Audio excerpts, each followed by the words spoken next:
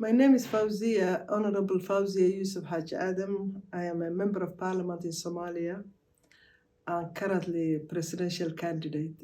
I'm also a former deputy prime minister and foreign minister.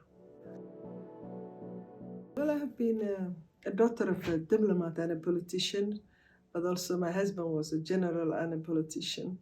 And I grew up in that environment. I had my first political party, which I founded in 2006. Again, registered it in Somalia. That was in Somaliland, but again, registered it in Somalia in 2014. And ever since, I've been chairing that political party, which is called National Democratic Party, but also I'm a chair of 10 other political parties who are a coalition. So I've been in politics for quite some time now, 8 years, almost 9 years now in the parliament. And I've been an activist in the past, so that's why I joined politics.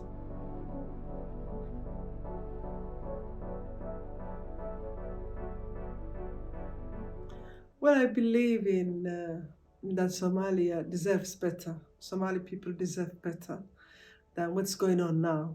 So once I've been in politics for quite some time, and my children grew up, and I thought it's a responsibility now to face the challenge and do something about this mayhem that has been going on for the last 40 years.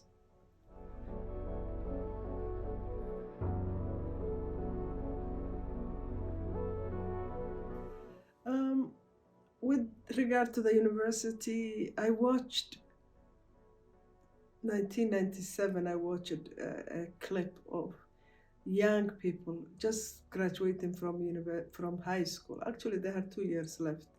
And they were complaining, saying, we don't have university in Hargeisa, we don't know where to go. And this young, articulate lady who was talking was saying, look, the rich people send their children abroad, but we don't have chance.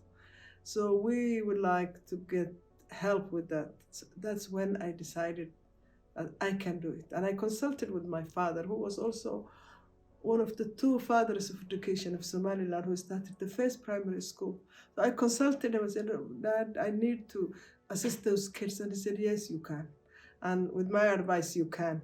So that's how it came, the idea came. And took 2 years to actually inaugurate, to finish the establishment, and we inaugurated it on the year 2000. And ever since now, almost 100,000 graduates graduated from that university, which I'm very pleased with. On the RAD TV, once the university became very popular, the government then in Somaliland were a bit nervous about the popularity I was getting and the name. So they nationalized it. It was a foundation for the people, but they nationalized it and took it under the Ministry of Education. That's when I started the RAD TV television. I said, no, if they can take that physically, there's something that they cannot touch, which is through the satellite. So I established RAD TV here in London, but they also closed that down at that time. That's what motivated me more to always challenge and say no to whatever that was negative that was happening. Any development, they should appreciate people, but they didn't.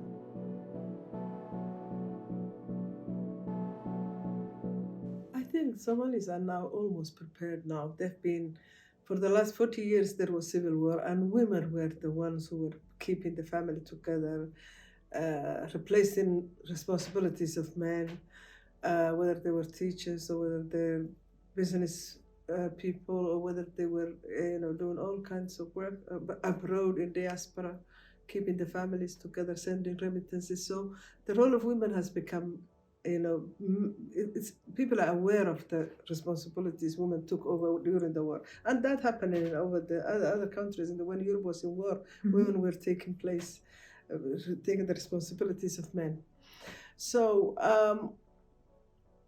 by being acting prime minister, deputy prime minister, foreign minister, university chancellor, all these gave me first the confidence and strength, but also unempowered some women, but also let the society understand that women can do something. So I don't see a challenge, big challenge. It's not Islam which prohibits women from becoming a leader, because in Indonesia, the largest population, Islamic population, had a woman leader.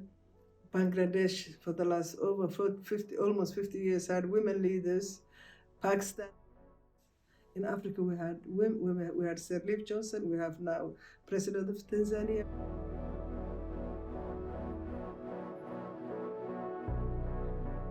My plan is to have 50% women in the cabinet, number one. Also to give positions that are very important to women, such as the central bank, the Minister of Finance, the Minister of Interior. All these, education, health, all the important areas should go to women, because women are very hardworking, they have resilience, and they are not corrupt. So this is where I plan to enhance the development of the country from.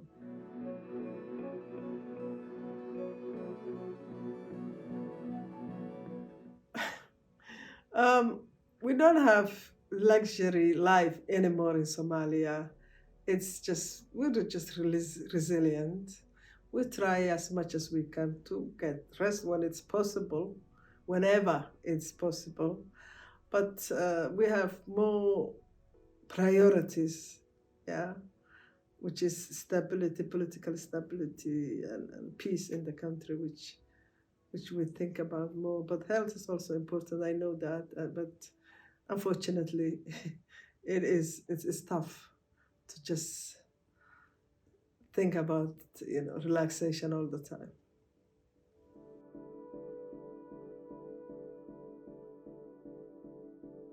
I've been going around now and talking to the diaspora to come back and take part of the development of the country, reconstruction. Diaspora have chance. There was a brain drain, but then we have brain gain now. So we need all those brains to come back and take part of the country, reconstruction, peace, and development.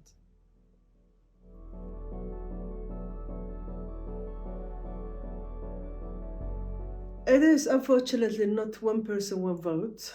It's not political party system. It is 4.5, which is, I hope you understand, is a very complex system of tribal, it's the tribes leaders who choose the parliamentarians for their tribes. So instead of having few political parties, we have 329 parties. Because the parliament is composed of 354 from the upper house and 275 from the lower house. So all these are, each candidate represents a clan, so all these are parties. And at this stage we have, the president is elected, it's a parliamentary system again, so the president is elected by the parliament. So I'm not looking for votes from the public at this stage. I'm looking for votes from the parliamentarians who are elected. But my mission is, and goal is to abolish that system which is hindering the development of the country, and particularly for women. And I've been campaigning against it for the last 8 years, actually. And hopefully we will win, and then we'll get rid of that system. Bring back the political parties.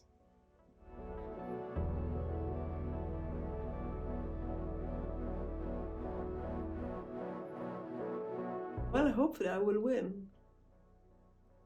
If I did not think that way, I wouldn't come to the stage and say, okay, I'm going to run. So if I don't win, it's still win-win situation. I already have achieved one of the two goals I've had. One is to smash this glass ceiling for women, so that women, in the next election, more women go and run for president or prime minister. And that's already achieved. So I'm very pleased with that. If I don't win, I already got 50% of what I wanted. And if I win, I will fix the country.